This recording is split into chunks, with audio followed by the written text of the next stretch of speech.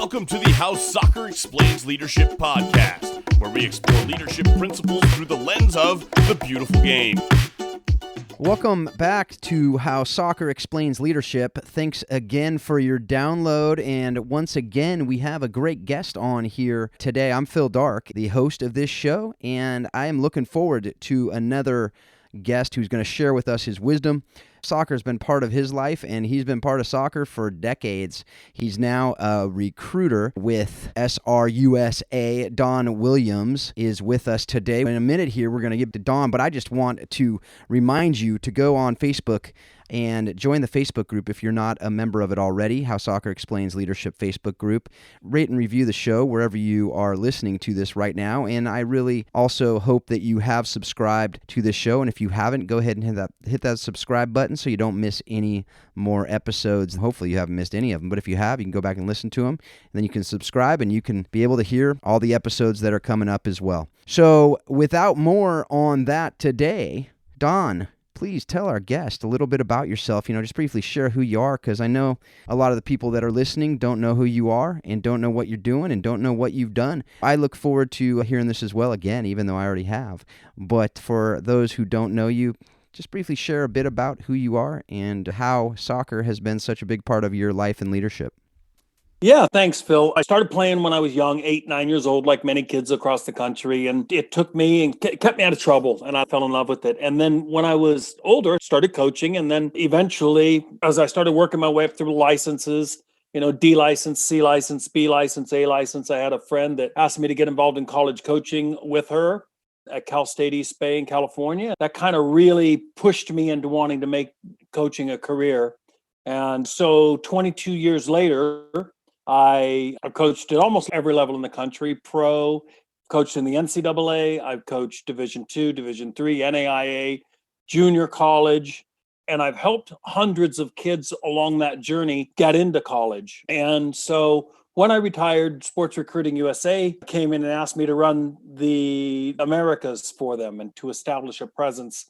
They already had an established presence in the United Kingdom and Dubai and UAE, but not much in the Americas. And so I've been helping them do that. We've got about 99 scouts all over the world, former college players or coaches or pro players or coaches. So our job is to scour the world and match players up to college programs that we think they would be a good fit for. And being former college coaches, it's about 12 of us main ones that have coached at pretty high levels in the country, including like Ernie Yarborough, Division I national champion at Indiana. Some pretty high connected group of coaches. They can pick up the phone and ask a college coach what they need and then see if we've got players that'll match that need. That's the short of it.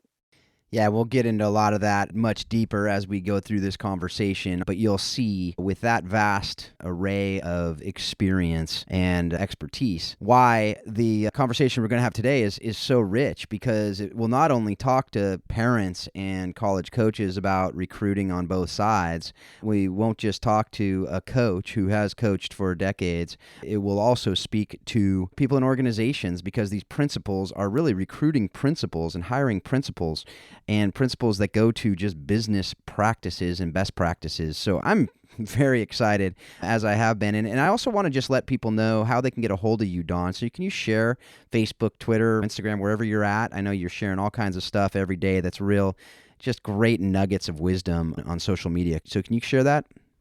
Yeah, I can do that. So our website's srusasoccer.com. And if you just put in SRUSA Soccer or Sports Recruiting USA, then our Facebook pages will come up and our Twitter pages will come up and Instagram pages and LinkedIn pages and all of that good stuff. Me personally on Twitter is probably where I spend 80% of my day, helping people and answering questions for them about college soccer or post-high school soccer. What's going on? I'm at Don_K_Williams on Twitter. And if you reach out to me there, DMs are always open. Same thing for Facebook.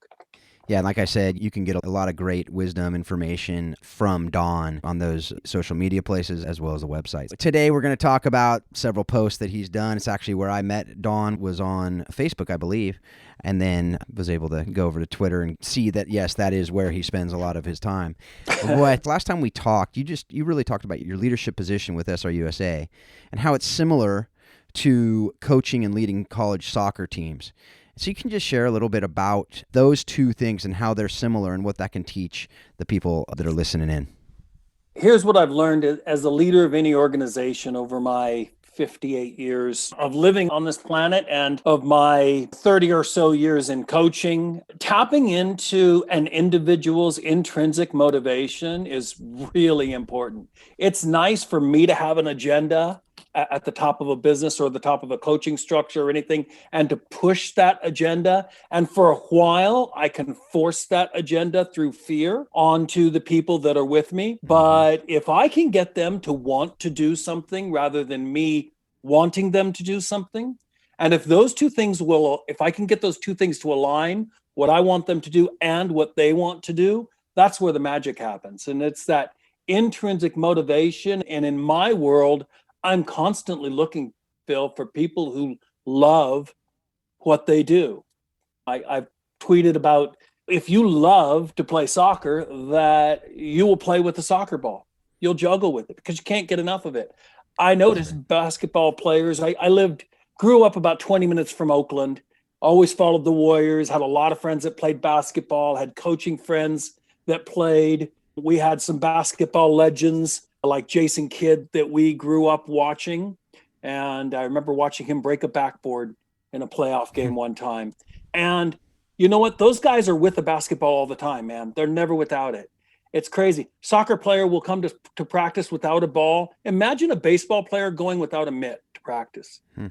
Yeah. Never happened. They've got a ball in their mitt, and the first chance they get, they want to play toss. Or a basketball player wants to shoot baskets.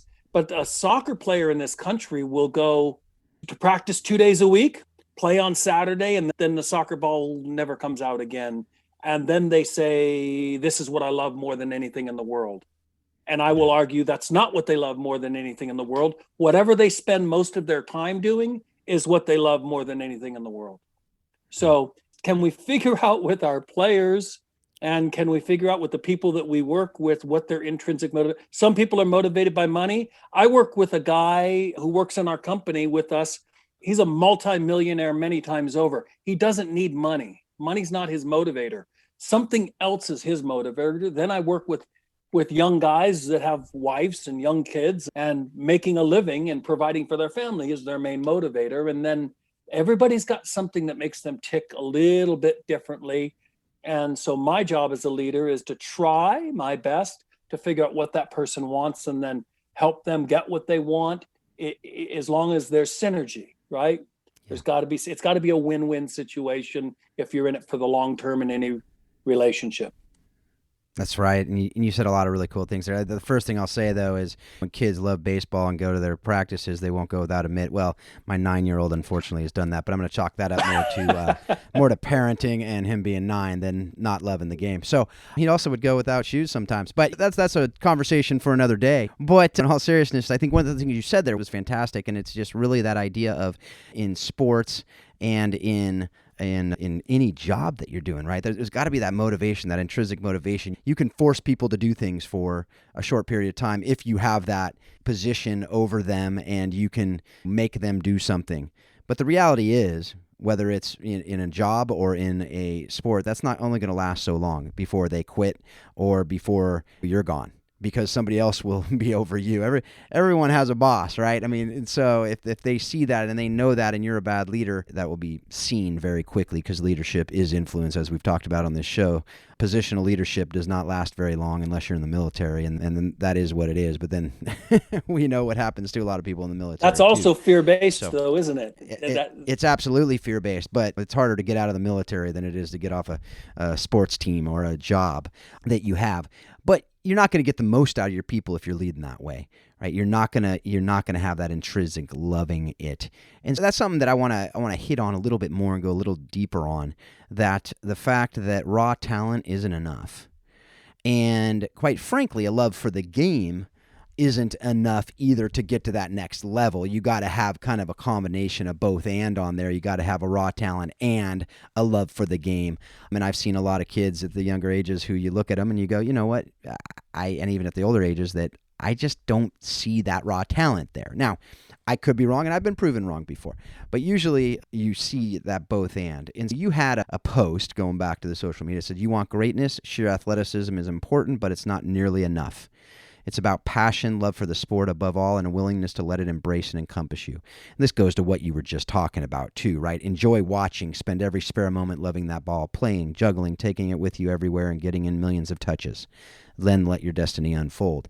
But you spent a lot of time on that, on the love part, but also that raw talent part is important. Right? It's not the end all be all, but it is important. And so I just want you to talk a little bit about why that is such a critical life lesson for players and parents, really, that it needs to be a both and. And so I think that to not be delusional on one hand, and also to not think that you can just be a really good athlete and therefore you deserve something at the college level or whatever. So can you speak to that as you've seen both as a coach and as a recruiter now? Yeah, and I think the people that really follow me on Twitter sometimes, and every once in a while I get called on it, it feels like I'm playing both sides against the middle, and like I can almost argue against myself, and it's because of my experiences in life that I've had as a coach. I had my own son, Brad, who I will say he was cursed with my genes. He was never going to look like Ronaldo. It just wasn't going to happen. He wasn't going to have that speed or that explosiveness or any of that. And told me when he's 10 years old, he's going to play in England. And I know I didn't do it in front of him, but because I was coaching pro at the time, and I literally, internally rolled my eyes, internally, not literally. And it was like, yes, well, what can I do to support you? How can I help you? And so I did all the things, and doggone it, he ended up playing in England for 2 years and ended up trialing at FC Cologne in Germany when Podolski was there with the 23s, and played Division I soccer in a time in the area we were in. I can't think of another person who played Division I soccer in that particular area of California that we lived in. He got there because he went to a wall every day, and they called him Wall Boy, and because he had a ball in his locker and he'd go spend an hour, and it didn't matter whether he had practice that day or didn't. He was just out there because he wanted to be out there, and juggling was his release, and he was a bag of tricks, and he could go left, right, down to the end of the field and back on a sprint, not break the pattern and not drop the ball. And he was a goalkeeper. And he didn't have to, he just wanted to. And I saw where it took him. Then I had kids like Kamani Hill, and some of your listeners may know who Kamani was, U.S. national team, went to UCLA, played for 4 years at Wolfsburg in Germany, played for Colorado, and I got to coach him, and he was the same age as Brad.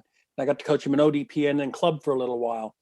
And that kid just had it. You knew from the minute you saw him, that was a stud, just an athlete. You knew he had it. And then he worked hard in addition to that. So where can not being that great of an athlete and working as hard as you can take you? It could take you to a trial in the Bundesliga, maybe. But if you've got the drive, the passion, and the athleticism, it could take you to playing in the Bundesliga. And the same could be reversed for the athlete, high-level athlete. I can't name enough of them. I mean, there would be too many to name. High-level athletes who really didn't care that much about soccer. But they played, and it was fine, and it was great, but they didn't really care that much about it. And some ended up playing baseball, and some ended just quitting sports altogether. Some ended up doing this, that, or the other. So I think that the passion is at the core of being a professional athlete. That's the core. Then you have to have the athleticism with that core. And I think the passion can take you very far, but it won't take you as far as being passionate athlete about your sport. Yeah, and let me push into that a little bit more. You say with your son, I just want to be clear. I'm assuming that your son wasn't tripping over his feet, and he wasn't a kid who just really had no athletic talent. Nope. Had the basics, Phil. He had the basics, yeah. And then he worked really hard. But you and I both have seen those kids who are just really uncoordinated. And yes, you can work on those things. And I'm not like here to kill people's dreams. I've been at tryouts where it's 7-year-olds out there and the parents are like, this is the team you're supposed to be on to get a scholarship for Stanford. And then you watch these kids play and you look at them and go, there's so many things wrong with what you just said. But I'm going to first start with, do you think your kid even likes the game, first of all? And then have you watched your kid play, right? Like, have you seen that level? Now, I think also, though, that you can play soccer your whole life and never be a great player, and that's just fine. But I think going to this idea of it's a both and to get to the highest level, but also it may be that, and this goes to our next question that I really want to dive into, that right fit. And it may be that your right fit is pro and go on that path, but it could also be that your right fit is rec soccer all the way up through, which is fine. But to know that and to be honest with yourself, that's a conversation that I know you have with everyone that you talk with, is this concept of the right fit. What does that look like in the context of your recruiting for college soccer? Obviously, we're just talking about a certain subsection or subset of the players when you're talking about the college conversation. But how is that college conversation similar to all other areas and all other levels of soccer which you have coached at? It always starts. I love that you started to name the levels and where kids can play and stuff. And this is a common question. In fact, I tweeted about this one today. Very common question. My kid plays at the ECNL level. What's the best level for them to be playing at if they want to play college or pro soccer? You can insert either one depending on who I'm talking to. What's the best level for my child to play at? And the answer is, I don't know. How good is your kid? See, because you're on the number one team in the country, pick it, I don't care, whatever. Whatever you say is the number one team in the country, that's great. Being on that team is not good enough. You have to be a good player. So this is one of the arguments that I can get into very quickly with people, and I have to be careful how I word things with folks on the internet, because now I'm just going to say it and I can explain what I mean rather than typing it out in a few words. When it comes to playing soccer in college, the soccer's really important for most soccer players. They've invested 13, 14 years of their life in this. This is their passion. This is what they want to do.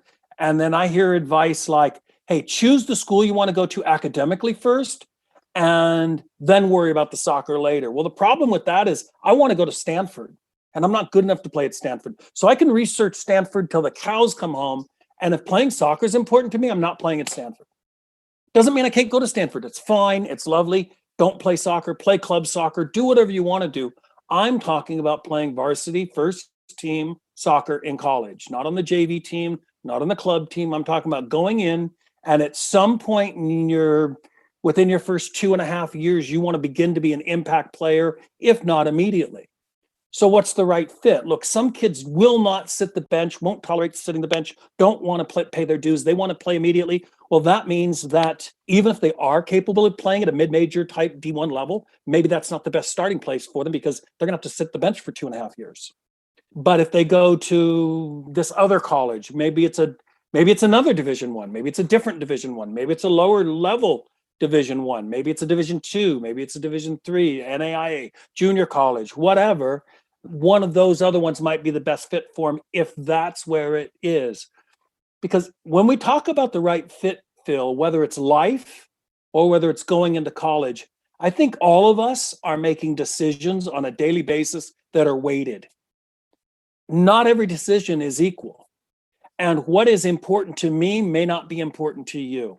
So in the world of college, for example, we've got what? We've got the soccer, maybe the level, paying for a national champion, maybe. We've got the academics. What am I studying? And if I really want to study aeronautical engineering, then Savannah School of Art and Design is not my best choice, even if they've offered me a full scholarship, right? And then you've got the finances. Look, if I want to go to Villanova, I was having the discussion with the Villanova coach the other day about one of my kids, and he says, by the way, it's $74,000.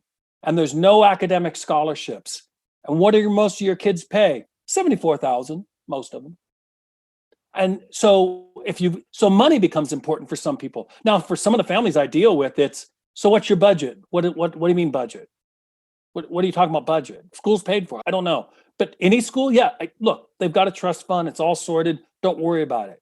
Okay. Then I've got other families that are zero EFC. What that is, EFC is the government's number that they assign to expected family contributions when you fill out your FAFSA. And zero means the government is expecting them to pay zero. That means they're in that poverty barrier area, right? They're really close to poverty level, if not in that poverty level. And so that's what that means. And so Villanova might be in for the first kid, but might be completely off the table for the second kid. No questions asked. Why would I ever pick up the phone and call Alex and go, hey, I got a kid for you? So finances come in. Then other kids won't move within 50 miles of home. I want to be on the beach in California. That's what I want to be. That's where I've lived my whole life. No way I'm moving to Michigan. No way I'm moving to Binghamton, New York. No way I'm moving to Houston, Texas. Some kids can't stand the snow. Some kids can't stand the humidity. Some kids get homesick too easily. Everybody's got a different thing. So waiting. Some kids will wait the away from home at a 98%. Other kids will wait it at a 2%. And so we list out all of these varying factors, big town versus small town, right? Some kids, the first thing is, one thing I'm not going to is a town of 750 in the middle of Amish country. That's where my son went to school, Division I, and they were a conference champion contender almost every year, but St. Francis University in Loretto, Pennsylvania is a really bad choice for that particular person who says, I need the excitement of a big city. And then vice versa. We've got kids in this around the world that New York City would freak them out. No way it's happening. They're not living in New York City. It would freak them out. They're from small town, this or that, and they need at least an intermediate step before they go on to something else in life that's bigger. They're too nervous. So it just depends, but it's this waiting thing. And I think as leaders, we always have to be aware that the people that we are serving, that we are helping, all have different needs and sets of desires and different ideas of, even though the goal might be the same, they've got different ideas of how to get to that goal. There's so much there that I want to talk about. One of the things is, and I just want to point out, and I have a feeling it hasn't changed since I was talking with the Vanderbilt coach a few years ago, and it happened to be the Vanderbilt coach. It could have been several different universities, but it was the Vanderbilt coach on the sideline of one of my daughter's games. And you said that at the time, my daughter's team was ranked in one of the rankings out there, which there's too many rankings. As with anything else, there's too many things and too many people put too much stock into that.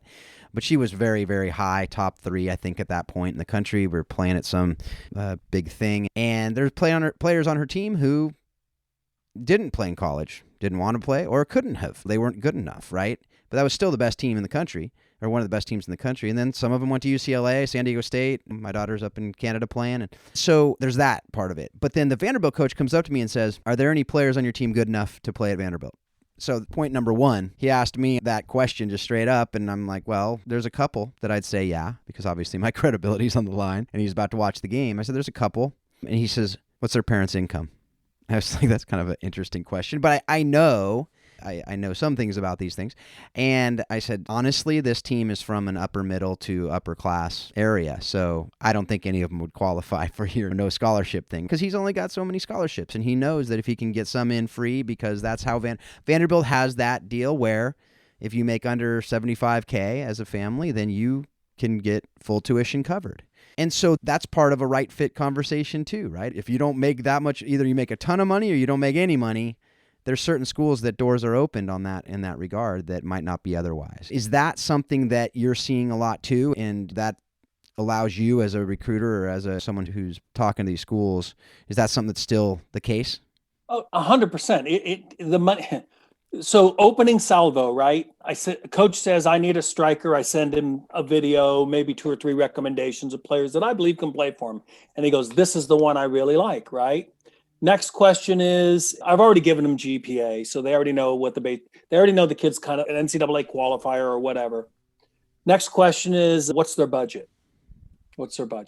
Nobody is a zero budget. Nobody in this country, because if you have truly no money, you're a zero EFC full Pell Grant. You're getting somewhere between 12 and 15,000. Then if that's all the money the family, then their budget's 15,000 or their budget's 12,000. On the surface, because you also have the ability for a player to work in the spring, and a very light working schedule in the spring of a few hours a week will net you about 3,000 in the semester. And then you've got summer that you can earn another 3 to 5,000. So you can add that 8,000 of the kid working to that, say 12,000, and you've got a $20,000 budget. 20,000 will get you to almost any school in the country if you're a 4.0 GPA. Not almost any, I shouldn't say it that way. Will get you into most schools in the country if you're a 4.0 GPA that you can afford to get there for 20,000. You can make that happen if you've got a high GPA. And then it just goes down from there. I mean, schools are rewarding good grades, and it just goes down from there. So that's the conversation that happens. And I've got a young man last year who lived in Watts, California. Most people in this country won't know where Watts is, but they've heard of the Bloods and the Crips. And this is gangbanger territory in Southern California. And that's where this kid grew up. And the kid was just a heck of a soccer player with a 4.0 GPA. Now he's going to Central Connecticut State. What culture shock must that be? Kid going from Watts, California to Connecticut, very wealthy neighborhood in Connecticut. And the coach says he's doing well. It looks like he's going to captain the team in the future. So this is what it's about. It's about finding where do you slot? There's a place for almost every kid. It's funny. I go to a tournament, maybe like the one you were talking about, Phil, and I've gone to thousands of these. And there are teams where I look and go, yeah, every kid in that team could play soccer somewhere in America. Not at the bottom of the level either. Not at the worst junior college in Alaska. That's always the running joke, because there are no junior colleges that play soccer in Alaska. So I'm safe. I'm not going to insult anybody. But they're not at that level. But hey, at a decent level where you could play for a 500 team, you could win at least as much as you lose. You could play college and you'd probably be happy. And there are whole teams of it. And then you find out that only 3 kids went on to play college soccer out of that. So now why? That might be a conversation for a different day. Yeah. There's all kinds of reasons, and we could go on and on for all those reasons that you don't go play. But the reality, too, is, and you hit it on the head earlier, there are some kids who say, I want to go play for X school, and it may not be the right fit for them. I go back, and it's funny you talked about Jason Kidd earlier, because I was at Cal for one semester when Jason Kidd was there for that 1 year, and we overlapped that year because we graduated high school the same year, and I got to watch him play with Tracy Murray and some great Cal basketball. But I was there for one semester because I went there to play soccer, and I realized this is not a great fit. And I transferred to a different school. The thing is, I knew before I went there it wasn't the right fit. I just wanted to play D1 soccer, and the other options were D3 and D whatever. Yeah, I love that. But that actually translated later in life. Maybe it's just my character coming out right now. I don't know. But when my first law firm I went to, I realized after a while it wasn't the right fit. And the nice thing is in life, I think that the differences that separates people who are miserable and other people who just move on is to say, okay, it's not the right fit, so let's now figure out what is, and let's go and do that. But this is a good lesson, life lesson that we can learn from. And imagine you've had those stories too in yours where they may not have made the right fit at the beginning, but hopefully you're doing your job and you're helping them with that right fit decision. I wish I had somebody helping me with that right fit decision. My parents were, but I didn't listen to them as much as I probably should have. But I think that's the other message I think that is there if you don't make the right fit decision at that first part. Because here's the deal. That Stanford guy, maybe they were good enough to play at Stanford 1 year, but that year their position's filled. And they're not going to bring in those players because that position's filled, or a million other reasons why that coach may not like you for whatever reason. And another coach at that, you could maybe then the UCLA coach. Because here's the thing, the UCLA coach didn't like me for whatever reason, but the Cal coach did. Like, there seemed to be kind of equal levels on some areas. So anyway, that's something that is another part of that equation, is that your level may be that a bunch of schools are at that level, but because of what's available, what the coaches are, who the coaches are, you may not like them, they may not like you. There's so many variables here that go into it, which is why, you're helpful for people, but also for people to not just say, I'm this good, therefore these schools are all open to me. Is that fair? It's really fair. And look, I love the story, first of all, Phil, because you were mature enough at some point when you were a kid to realize not the right fit for me and to go do what you needed to do. And I've got stories that go all kinds of different directions. I can tell about the player that I put, she says, I want to go to Colorado when we're having this discussion. It's like, Colorado, like the Buffaloes, Colorado? Yeah, I want to play UC. It's like, oh, you can't play at UC. You're not good enough. Yeah, but I'm in. Well, you're in. What do you mean? I applied. I'm in. Yeah. And dad's paying for it. Yeah. Okay. All right. So I called the coach and I said, got a goalkeeper. She'll be your fourth string goalkeeper. She'll be your fourth string goalkeeper probably for 4 years, but she'll never complain. She'll make the team dinner. She just wants to be at Colorado and she just wants to be part of what you got. And he goes, yeah. And he took her. And that's where she was. And she graduated. And I watched her play her only 90 minutes against St. Mary's in California that she got. It was a spring game. And that was it. And she tells me to this day, her name's Kellis Johnson. You can actually look her up. She's at Dominican University now in the San Francisco Bay Area, coaching Division II soccer. And she says, best move I ever made. Never getting to play at Colorado was the best move she ever made. Then I've got other players that would drive them nuts. That would drive them absolutely batty bonkers. That would never work for them. My son was one. I would have been, I was that kid. I wanted to play. And I've got most of my kids they just want to play. But other kids want to be at a certain thing. So it depends where they go. And then we had over 1,000 girls and over 1,000 boys in the NCAA transfer portal. One of the reasons why players do transfer off of the portal is because it wasn't the right fit. Now, some outgrew their school, and that happens too. It's like, no, I'm way better than the level here. And some stepped in and just said, I'm not even close to the level here. And then all kinds of points in between. The coach wasn't right for me. The coach left. That happens a lot. That happens. Right. There's going to be 500 coaching changes in the country this year. So coaches like, oh, I did like the coaching staff. Now I don't. Or they drop soccer. I mean, all kinds of stuff happens. But one of the reasons wasn't the right fit. So again, we could go on and on about that, but we're not going to. I love that conversation because it goes to every area of life. And I think that, well, except like my kids can't choose other parents. They might want to do that sometimes, but they can't transfer families. But most areas of life, not to say every other area. I got to be careful because people will tell me the way I'm wrong.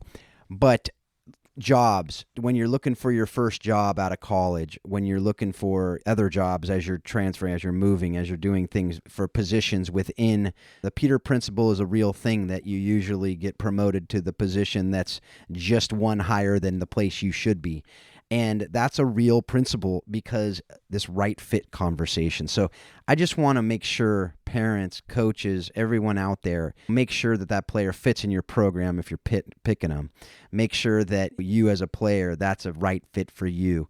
And, again, that's a principle that I really hope you take to heart. So now we're going to move on to this idea of selling yourself, not in the literal way, but in the figurative way. But it's a way that you are actually selling yourself to coaches, selling yourself to employers in other areas, but these same principles apply. And, you've had a lot of stuff about put the best up front when it comes to films and resumes. Don't bury the lead, so to speak. Can you dive into that a little bit more than the surface of that concept, into what that looks like in the actual recruiting process and what you've seen on the coaching side as well as what you're coaching up people and training people to do from the recruit side? Yeah. I mean, look, it doesn't matter what you're selling, whether it's yourself or whether it's this pen. It doesn't matter what you're selling. If somebody doesn't need what you're selling, then you're wasting your time. So I think the first thing that people have to know is, in the world of college soccer, is what does that look like? So it was interesting. The coach walked up to you and asked, do you have any players that could play at Vanderbilt? I think most people would say, well, what does soccer look like at Vanderbilt? Because I've never seen a Vanderbilt game. I don't know. Right? I don't know what that looks like. And I think that so many players and parents, my kid's a D1 player. Good. How many D1 games have you seen? None. So tell me how you know your kid's a D1 player. And what does that even mean, D1? I mean, is it D1 or is it D1? Or is it D1 or is it D1 or is it D1? There is a D1 women's team in this country that won their conference playoff game. They got the NCAA berth and they got smacked down 15-0 in the first round of the playoffs. So they're both D1 folks, So then the worst team in that conference that literally had 0 wins, what does that team look like if the best team that was almost undefeated that season, gets smacked down 15-0 by Stanford. What does that worst team look like? And could we find a junior college in this country that could smash them around pretty good? Yes, we could. Absolutely zero doubt in my mind that the team could beat them 9 times out of 10, that I could pick 10 junior colleges in this country that would beat that team 9 times out of 10. So what does D1 even mean at that point? So it really comes down to that intrinsic feeling that you have. What do you really want? Let's stop spouting around words. Look, if I'm selling a used car and you come to me and you go, hey, I want a Porsche. That's what I want. I want a Porsche. It's my dream car. And I go, I can get you one for $2,000. And you go, what? And then I bring you a Porsche. Look, there's no engine. You didn't specify that. There's no wheels.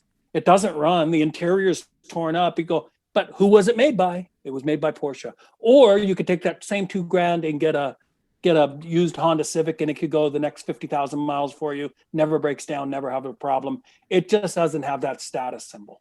So how I relate that to life is like, what are we chasing, folks? Are we chasing status symbols? Are we chasing just things so that we can brag about something? Or are we chasing happiness?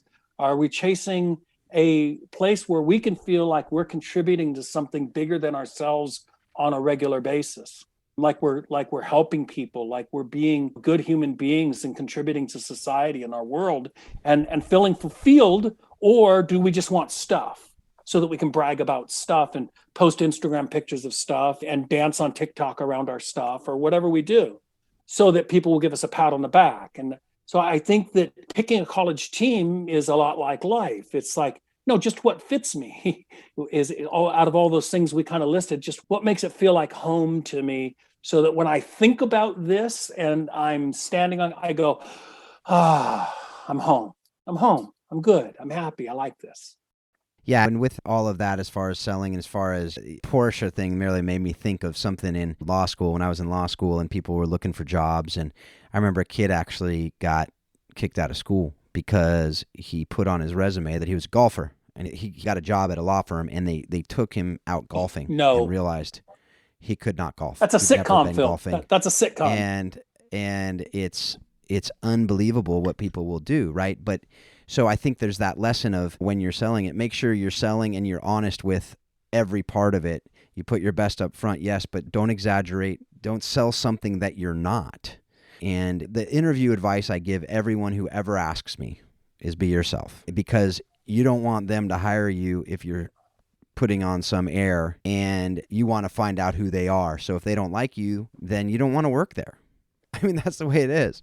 And so I think that's something that I've seen. I imagine you've seen similar things as you're getting people coming to you, even coming to you to say, hey, represent me. Yeah, you're right, Phil. So the tweet that I had made that you referred to, I really didn't address it. Look, I literally can show people. I watched a video that was a 16-minute long video. There was no action for the first 2 minutes and 30 seconds. It was all newspaper clippings. And then the next 7-8 minutes was just pedestrian. Just absolutely average. Then somewhere in the middle, it was like, oh, I think this is pretty good stuff. So I ended up not getting this kid as a client because they just didn't have much money and I wasn't going to take their money. And I figured I could give them enough advice to push them the right direction. I got them to redo their film and got it down to about 6 minutes. And when I showed that 6-minute film to a bunch of kids, trying to show them what a good film looks like, you knew immediately and throughout that film that the kid was a Division I player of a very high caliber. And that 6 minutes, though, of good stuff was buried inside 16 minutes of stuff that doesn't matter. No coach cares about a still shot of you. You're not trying to get a job in a modeling agency. Nobody cares about a still headshot of you. So a little bit crude, Phil, but you know how you make somebody never forget you for the rest of your life? Walk up to somebody you don't know and punch them in the nose. And then walk away. They will remember every freckle on your face. They'll remember what you look like. That's never happened to them, possibly ever in their life, that somebody just called up, walks up, and they'll never forget you. Now take that concept to your resume or your video or however your elevator pitch, whatever you're trying to do to sell yourself or whatever you have. Don't bore people. Don't give them irrelevant information that isn't directly pertinent to what we're talking about. Don't sidetrack yourself. Don't sink yourself before you ever start. walk up to them and metaphorically punch them in the nose. Now, for prospective student athletes, for PSAs, it's that video, man. When you open up with a bicycle kick and you follow up with a full volley and then a diving header, you own me. At least for the next 2 minutes, whether it's good or not, you own me. Yeah. I'm looking for another one of them. I love soccer. I love to see amazing soccer plays. And when I think that a kid is asking me to help represent him, or when I was a coach, whether I thought a kid wanted to come here and they blew my doors off, I got so excited. There was a feeling inside of me, that I really can't describe. It's almost like love. It's that butterfly. It's that heart going. It's that adrenaline rush. It's that feeling like, yes, I found the person I'm looking for. And as an employer, I was that way. When I saw a resume and then I interviewed somebody and I said, holy smokes, this guy blew my doors off. I've got to have this guy. Got to hire this guy. And so that's what it is. And that's so many times, whether it's a cover letter or a resume or a video or whatever, the good stuff's buried in there, and you never really catch the eye of the person who's reading it, right? Yep. Yeah. Absolutely. You got to have something that sticks out. And, and I'd encourage people. I mean, so let's just take a step back and go video. Some people will be just intimidated by that right away. I know I've been a little bit with my kids because we don't have a lot of money. We're not able to hire someone to do videography and whatever. Is it good enough to do an iPhone zooming in on your kid? Or what does that look like as far as that goes when you're not playing at the higher level, whatever, that might have a videographer, and even if there is, you can't afford it? What does that look like for the reality for probably a lot of kids out there who might be listening? Well, yes, they can be done on an iPhone. To short answer. iPad's usually a little bit better than an iPhone, but it can be done on an iPhone. I always say film from elevated positions. I've seen people standing on ladders. I know you feel silly, but you're doing the right thing because you need perspective, right? If you're on the ground level, it just looks weird. If you ever seen a GoPro on the ground, which is as low as you can go, you know how weird it is. But the higher you get that GoPro, the more of a view of the whole, a better perspective you get of the situation, of the layout and what players are doing. So yes, it can be. But, in today's world, I think we are finding that if all the families of a team chip in together, you can get a pretty decent setup for what is per person a pretty reasonable cost, even for a poor family. And then you could you could either go to like the VO with the AI technology where no cameraman needed. That's a little more expensive. You're talking a couple grand outlay the first year, but divided by 20, it may not be that bad, but for some teams that would not be reasonable. So you can go get a decent video camera, train 2 or 3 parents, and have it done the right way, because you don't want that. You mentioned zooming. Zooming in is disorienting to the person watching. And when you're too tight onto your player, because you want to catch everything your player does, you lose the perspective of the action, and it almost gives the viewer something like vertigo, having to zoom in and seeing things bounce around all of the time. So you just watch. I always tell people, watch a soccer game on television and copy what they do. That half field perspective, 3/4 field perspective is what most of the game, 90% of the game that you're watching is. The zoom in doesn't happen except for the other cameras that are around it. And sorry, we're just not going to get that multi-camera perspective. And you know what the cool part is? College coaches aren't expecting that. They're not unreasonable. They understand that moms and dads, look, just please don't zoom, don't film through a fence. Don't film from your car in the parking lot and then blame the college coach because they don't like your amazing child. You've got to figure out a better way. And I'm not talking about a COVID year and all of that stuff. That's different. I'm just talking normal. Right. And then it's a matter of finding the clips and taking the time, and that's just going to be time. And like you said, if you're not loving it enough to go out and do the hard work on the pitch and on the ball, and you're not taking the time to go do the video, then, it may not be the right thing for you because you're not willing to put in that time for it. I didn't do my own son's video. I told my own son 20 years ago, my wife filmed the games. I said, now, if it's that important to you in a play in college, then sit down and watch your games and write down where the good plays happen. And then we will sit down and we will figure it out. But if you can't watch a game and get out a pen and paper and go, minute 9:12, right, that was a pass. Minute 8:17, that was a header.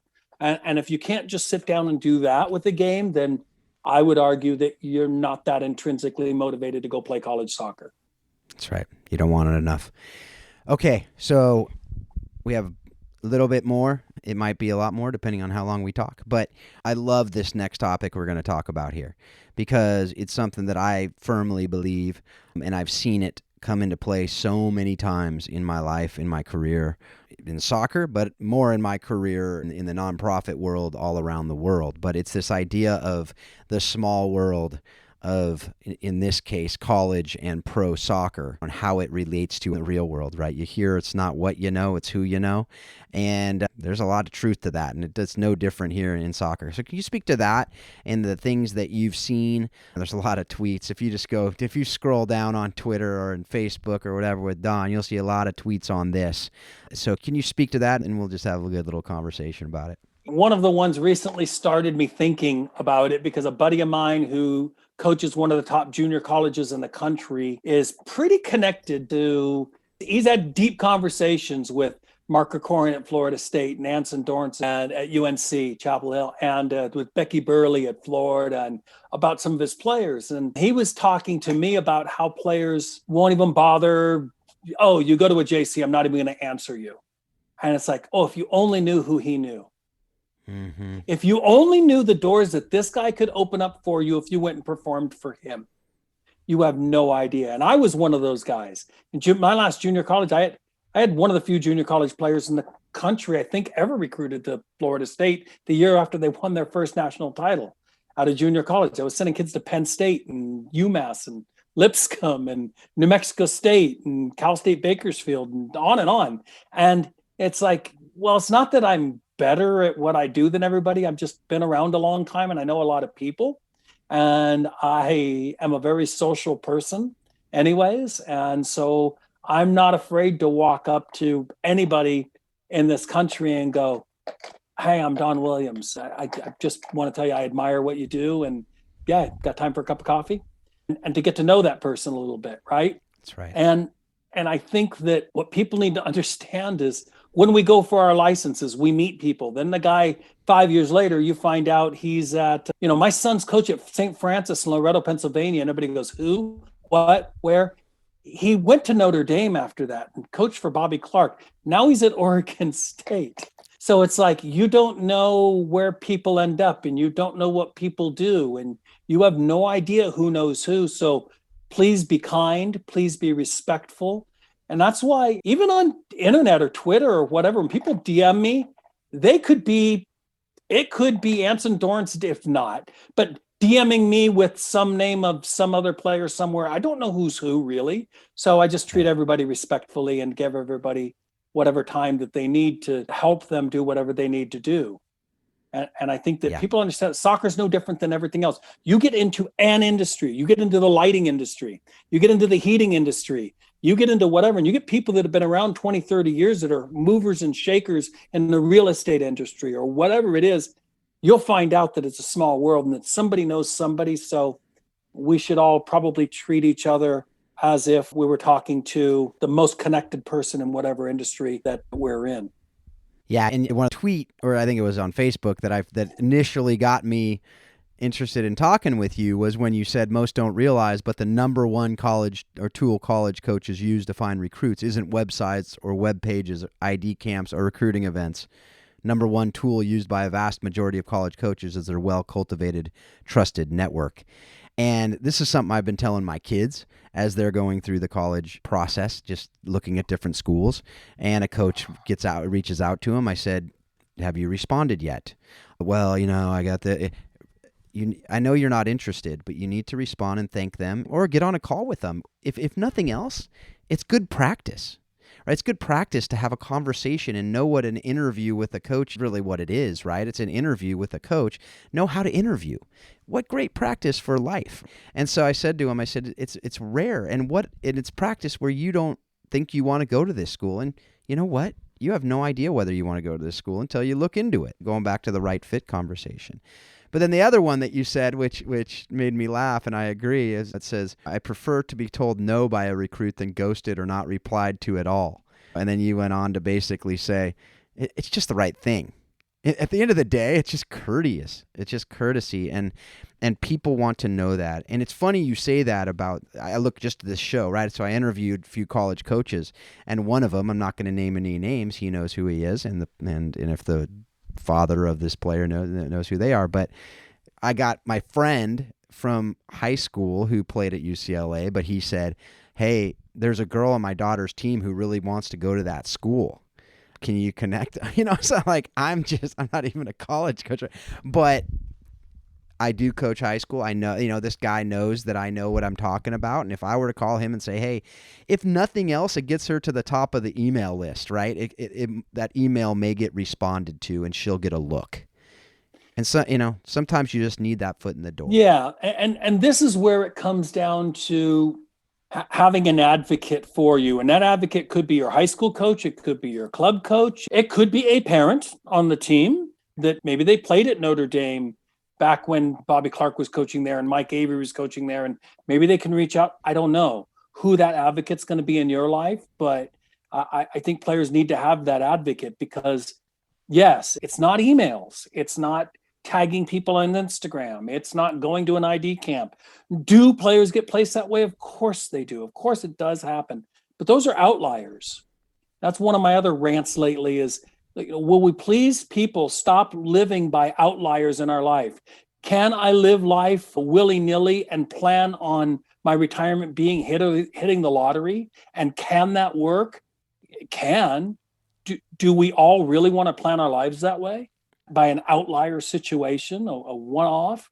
And so with college and playing in college soccer, it's the same way. So all of these things can work, and maybe at times it's a combination of all of these things. So maybe it's not just one thing or just that thing, because it could be a lot of things that happen. And I think it's important that players look for all avenues and ways to express themselves and maybe catch the eye of a college coach. And yeah, social media has really, in the last 10 years, established itself as almost a news source. So coaches are beginning to look at that news source, Twitter or Instagram or Facebook, as a place to discover players.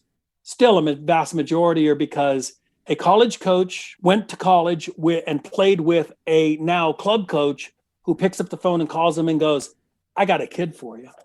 That's right. "I got a kid for you." And that's how by far a vast majority of the players in this country are placed. And it's how 100% of our players are placed. It's through, do we post stuff on the internet? Yeah. We don't expect anybody to look at anything ever. We just go ahead and pick the phone up and message the coach and say, "Hey, are you still looking for a striker for 2022? Yes, I am." Then take a look at this kid. I think they could be a good fit for you. Yep. And because we've been there and done that, they will tend to listen. Not every time, I suppose, but 99% of the coaches will listen. That's right. Yeah. I sent 2 of those texts out a couple weeks ago. There's a winger, and I knew one of the coaches was looking for a winger. I said, "You still looking?" And he's like, "Yeah, who is it?" And I said, "Is she good enough?" I said, "Yeah, I think so." You'll have to make that decision, but I think so. My daughter, the school she's at, she'd never heard of. And one of her club coaches said, "Hey, you should think about this school. It seems like a fit for you." And it was great. But that's how the coach even heard of her, because he'd never heard of her, never seen her. She'd never emailed until this connection was made. It's real, and it's so important. And you have no idea. And this, again, is life. In jobs, you have no idea who knows who. No one would expect this dude who happens to be the host of this podcast. Now they might, because I'm the host of the podcast, but I've been a high school coach that no one's heard of in the soccer world, a few people, unless I happen to be friends with them. But high school coach who happens to know a lot of people in the soccer world. And that's just the way it is. It's not something I've tried to do. It's just something that's happened, right? One of them, my wife was the chaplain of the Atlanta Beat when it just so happened that a bunch of these players played for him. My co-host, Paul Jobson, now co-host, Baylor's soccer coach, his wife was one of those players. I mean, it's just this game of, Paul and I now joke and say, should we start a family tree of all the people that we know, jointly, that we're connected to? I'm like, we really need to. That'd be fun. But that's the reality of it, and that's something that just goes to life. So one last question that's kind of related to this that I just got to know your thoughts on it. And if you don't answer correctly in my mind, I'm just going to edit this out because I don't want my kids to think I was lying all these years. But I have this theory And I've talked to several coaches about it, and they've tended to agree, although they don't always want to admit it. But I said to him, because I tell my kids, if you reach out to coaches and you show that you care and you have a conversation with them and they like you or they want to like you, when they watch you play, first of all, they'll see you and they'll watch you, but they're going to want to like you. And so if you do one or two good things in that game, they're going to assume that those are how you normally play. Whereas if they don't know who you are, they, quite frankly, they don't really want to like you. I mean, you know what I mean, I hope. But they're going to be skeptical. If you have one good play, they'll probably be like, well, that might be a fluke. But if they want to like you, they'll see a mistake and go, oh, that's probably just, it was a bad mistake. It's just happened to be everyone makes mistakes, whatever. Yeah. I'm seeing you nod, but what are your thoughts on that, and how do it goes to this thing we've just been talking about, right? Treat people with respect, treat people how you'd want to be treated is basically that principle. But how does that play out when they are going out? Because as we both know, when they go to a tournament, they're watching you for 5 to 10 minutes maybe, unless they really want you and you're a national team player or something. Yeah, well, first of all, players have to figure out how to get themselves to the point of that conversation with the coach. And that's the punching them in the nose part, right? It's like, oh, crud, I really like this kid's video. I want to go see them play in person. I like their GPA. I like what they want to study. Let me get them on the phone and just kind of see where their heads are at, see how many other schools they're talking to, and see if they want to stay, if they want to travel to West Virginia from California, see if they're even interested. And so you got to get the coach to that point where you're having that conversation. Then it comes time to, I don't know, we just had Surf Cup, right? So, okay, so I'm going to go to Surf Cup and I'm going to go watch a player play. You're right. I want to like this. Look, I've already put this kid in my schedule. I've already flown all the way to Arizona in this case, normally San Diego. I've flown all the way to the tournament and I'm going to see this kid play. I want to love this kid. I want this kid to be the right fit right away. And that's good. And the coach, I think you're right on. As opposed to, look, when I go to watch a game, I know in the first 15 minutes if I want to stay anymore or not. Mm-hmm. It doesn't. And if the best player is on the bench, that's not my fault. There's 10,000 kids to see here. And it always drives me nuts when I go to see a kid play and I think it's the best player on the team and the coach is resting the kid for the finals and I never get to see the play. And I've got to catch a plane at 10 a.m. Sunday morning and I'm not going to get to see the final. So I always tell coaches, look, when you're going to a showcase event, treat it as such and give the players due respect, not worry about resting players so you can win a championship, by the way, that most coaches won't even be at. So then who's it for? Is it for your trophy case or is it to help the kids get recruited by college coaches? And I'll argue that if the finals, honestly, I've stayed at a few, almost no college coaches. We've already seen enough soccer. By about day 2, end of day 2, you have blurry soccer vision. You've watched so much. Yeah. And so you do. It's 15 minutes at this field. Okay, nothing catches my eye. Oh, good. I got a player that caught my eye. Now, just emotionally, physically, and mentally, it's very difficult to assess 22 players simultaneously.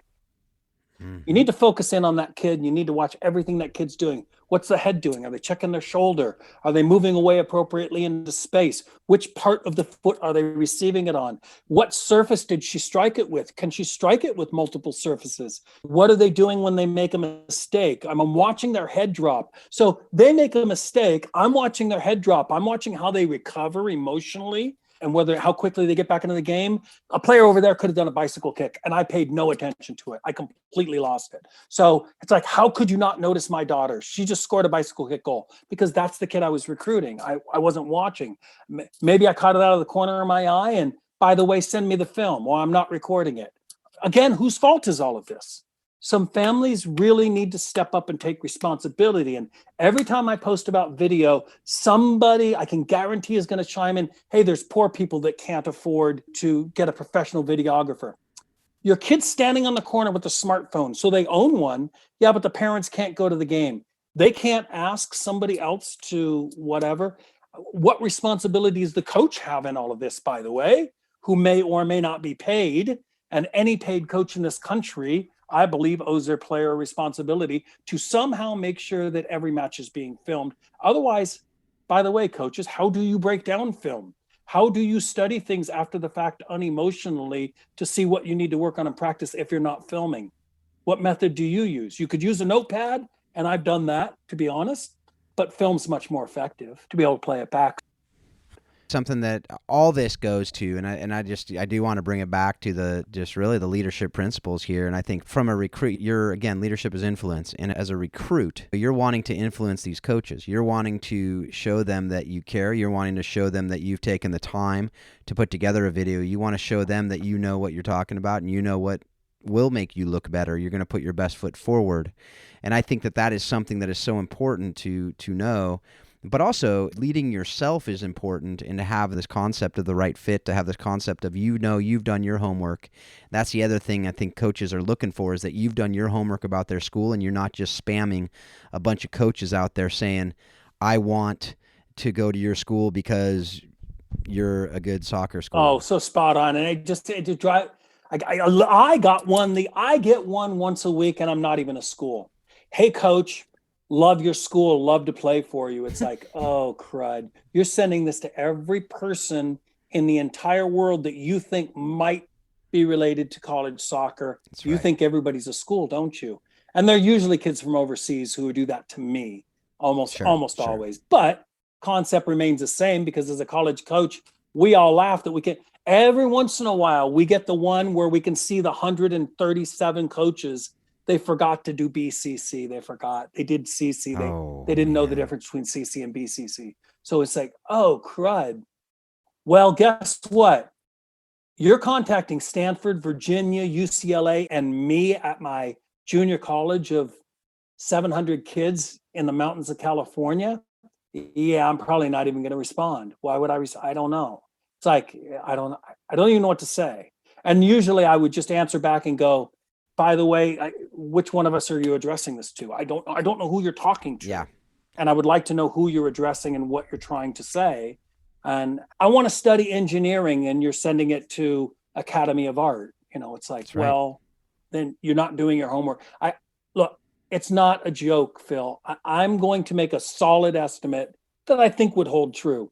From the day that someone starts working on college recruiting, for whether it's making their videos, putting them together, to the day they sign, is going to run somewhere between 2,000 and 3,000 hours. 2,000 and 3,000 hours, somewhere in there. Some get lucky. Look, some get lucky. Some players on the U.S. national team, and every school in the country is coming after them, and you only got to spend 600-700 hours answering emails, visiting schools, back and forth, all that. But most people, between 2,000 and 3,000 hours. So it's a job. It's a part-time job. You need to work at it to play college soccer. And you got to want it. I remember going back to that at the law firm I worked at. And again, this goes to every area of your jobs, of getting employment, whatever. Take the time to write personal letters, emails to who you're wanting to go to. Because we had a letter taped at the time to our recruiting director's door, and it was a letter that was written to a different law firm. Yeah. And they said how much they wanted to work for us, and that person will never get a job at that law firm because their name is now known in infamy. On the flip side, what I've said to my kids is not just write a personalized letter to each person. I said, you need to study every single school you're interested in, know what the majors are that they have, because if you say that you want, like you said, you want to study engineering, they don't even have engineering. You want to study business, a lot of schools don't have business. They have something that's related to it. I went to UC Davis for undergrad, and they had agricultural economics as what the business people took.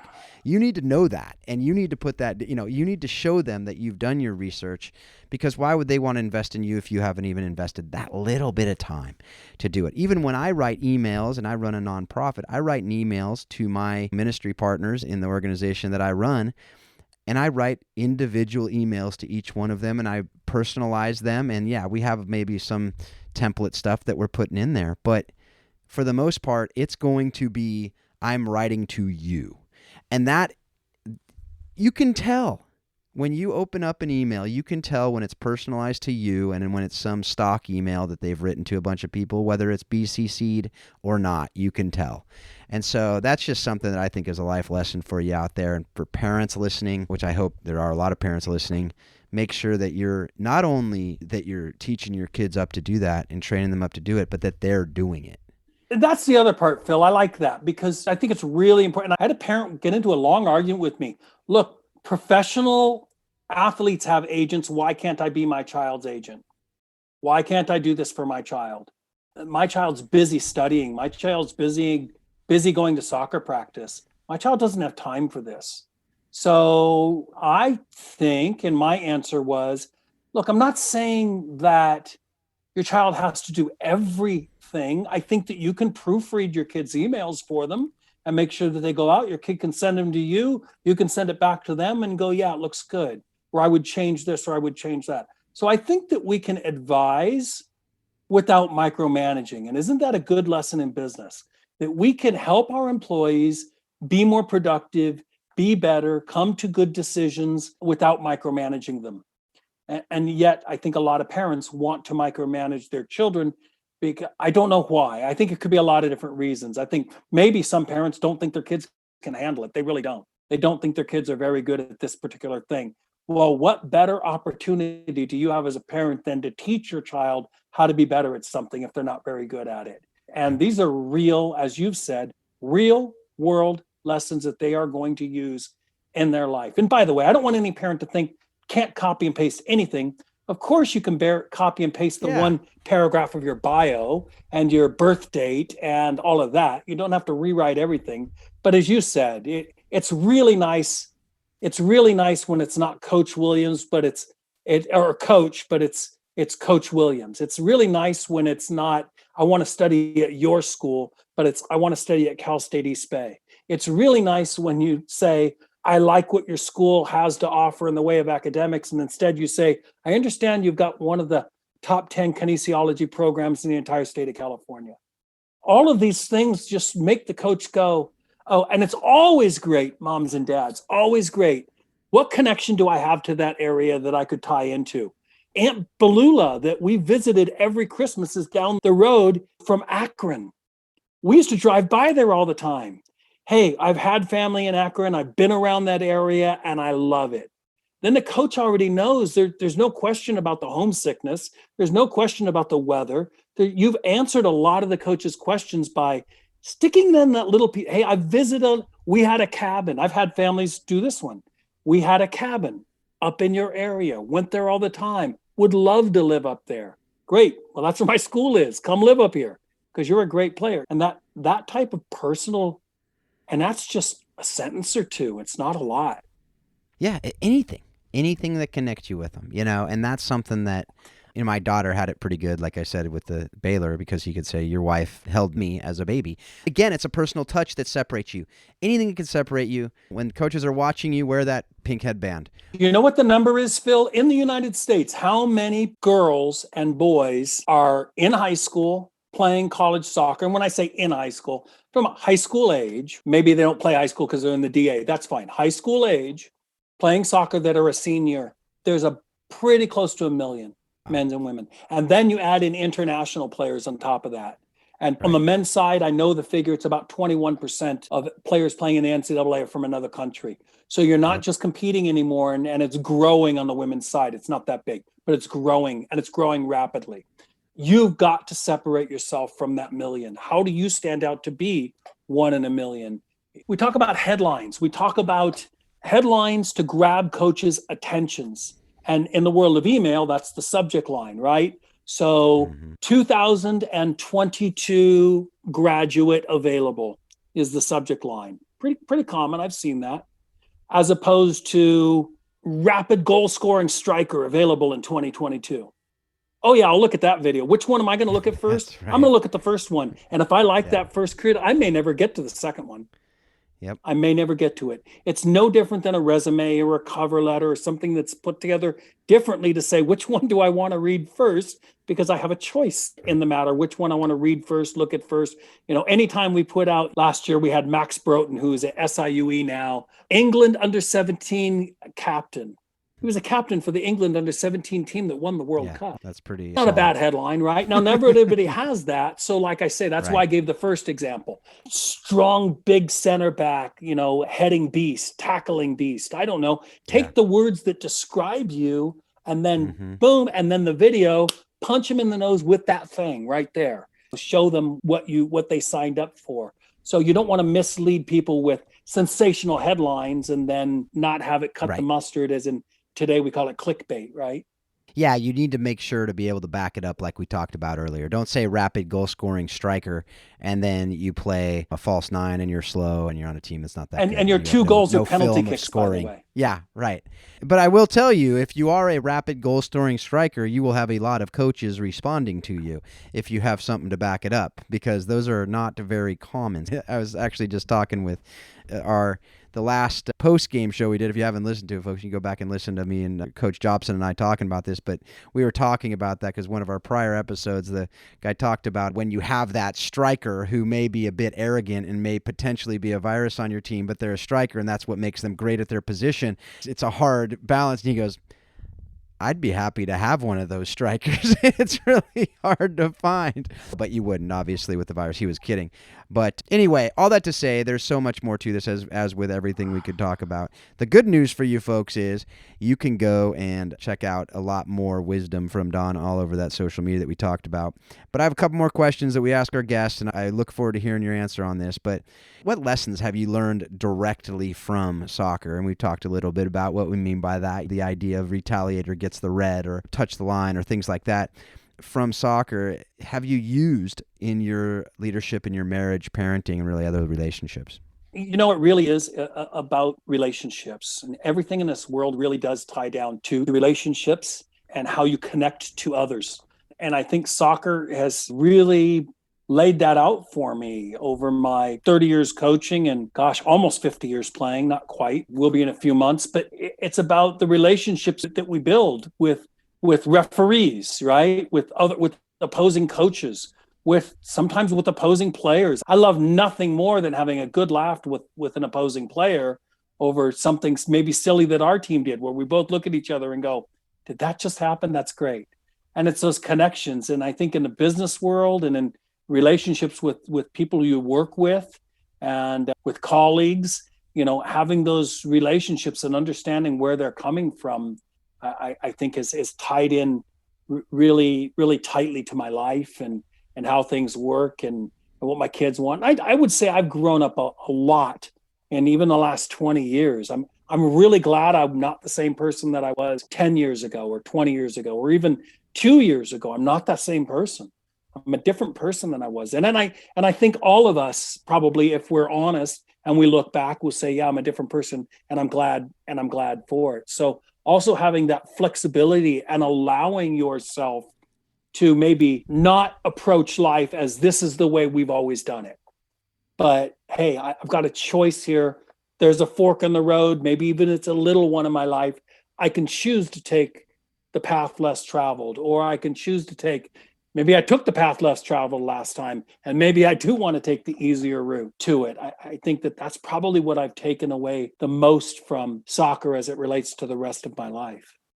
That's great. And so the last question, again, there's more to it. There's so much more I'd like to talk about on all these things, but we're running a little long right now. So I'm going to just skip right to the last question we have, which is, what have you read, watched, or listened to recently that has impacted your thinking on how soccer explains life and leadership?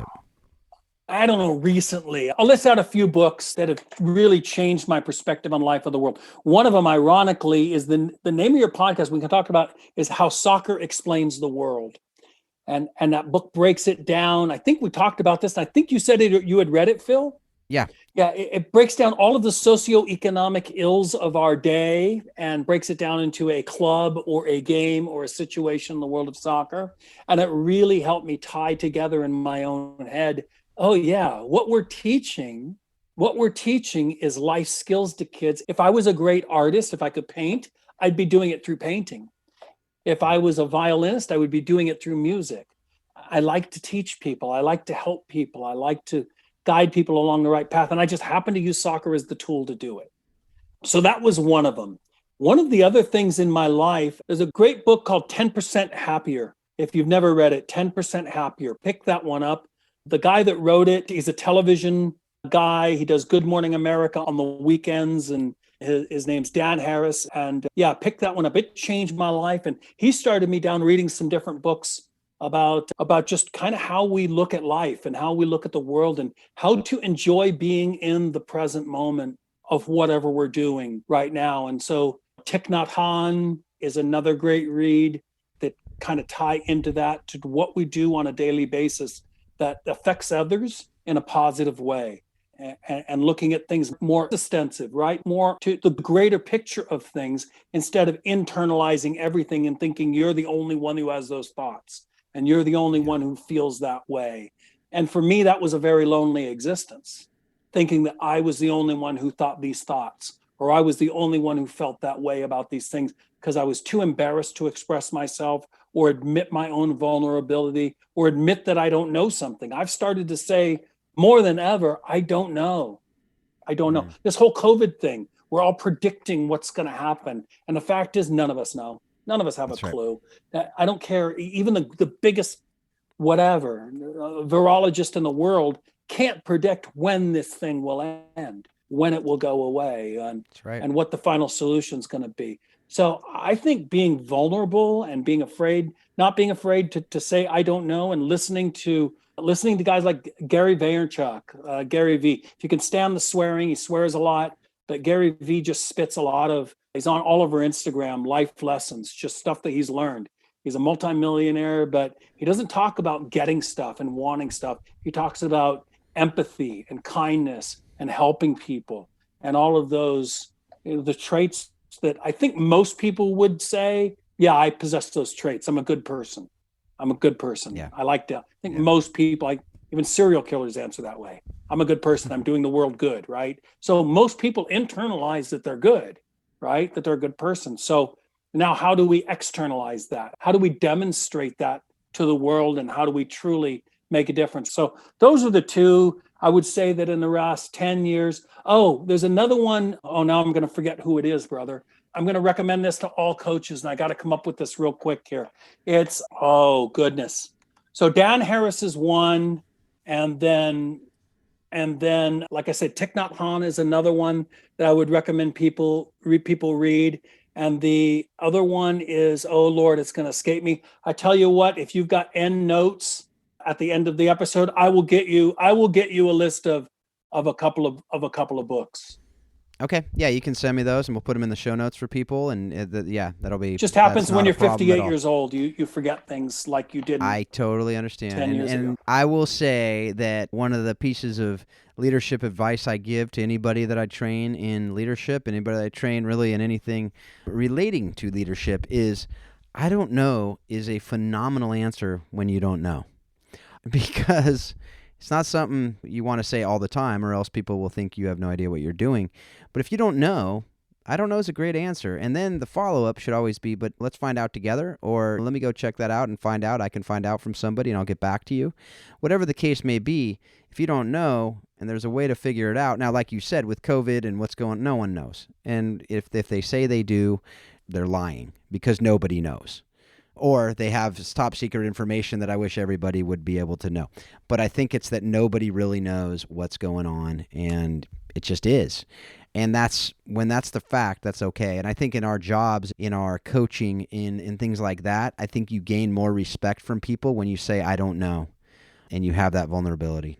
Hey, by the way, Phil, it's Inside Out Coaching by Joe Ehrman. Yep. And I tell people, maybe the most important book on coaching that I've ever read in my life. And it completely changed the way that I see myself as a coach, or how I wanted to see myself as a coach, what I wanted to be. Inside Out Coaching by Joe Ehrman. Yeah, it's fantastic. Transactional coaching versus relational coaching, and a whole lot more than that, but such a great book. I totally agree with that. Actually, it's funny because at our high school last year, the athletic director made it highly suggested reading for us, and I'm very glad she did, because what a phenomenal book. And I hadn't heard of it yet. So I'm glad you found it, and I'm glad you referenced it. And with that, we are going to wrap up another episode that I've loved this conversation as much as I thought I would. I really appreciate getting to know you a bit better. And now we can add this to that list of the small world that we have, that we know each other and we can help each other out in that regard. But thanks again, Don, for taking the time to be a part of this. Thank you for all that you're doing for so many kids out there who are wanting to go to that next level, whatever that next level for them is. So thanks a lot, Don. Hey, thanks, Phil. And I'll leave it with this one. We also have Inside College Soccer Podcast. in which we've interviewed some of the greatest that have ever coached in the game, as well as sports psychologists like Dan Abrahams, one of the best in the world. But you guys can check that out too. It's called Inside College Soccer. Definitely check out that podcast. If you're on this podcast, chances are you're going to want to listen to that podcast as well. So again, thanks a lot for the download. Thanks for being a part of this conversation. Folks out there, really appreciate you, and I look forward to hearing how these episodes are impacting you. If you have other people you'd like to be on the show that you know would be good guests, please email that to me at phil@howsoccerexplainsleadership.com. And with that, I hope that you take everything that you're learning in this show. As always, I hope that you're taking it to help you to be a better coach, a better leader in whatever area of this world you are leading, whether that's your family, whether that's your organization, or whether that's your soccer team. So thanks a lot. Have a great week.